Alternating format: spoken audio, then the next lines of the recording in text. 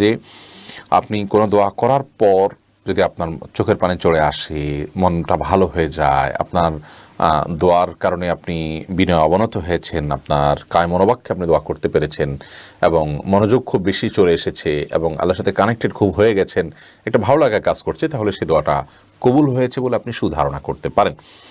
আর একটি কথা আমাদের জেনে রাখা উচিত, তা হলো দোয়া কবুলের মানে কিন্তু এই নয় শুধুমাত্র যে আমি যা চাইলাম হুবহু তা পাইলাম, এটাই একমাত্র দোয়া কবুল নয়। দোয়া কবুলের আরও ফরম্যাট আছে। আমি আল্লাহর কাছে সুনির্দিষ্ট কোনো কিছু চাইলাম, সেটা পাওয়াটা যেমন দোয়া কবুল, আমি যা চাইলাম সেটা পেলাম না, কিন্তু আল্লাহ তাআলা এই চাওয়ার কারণে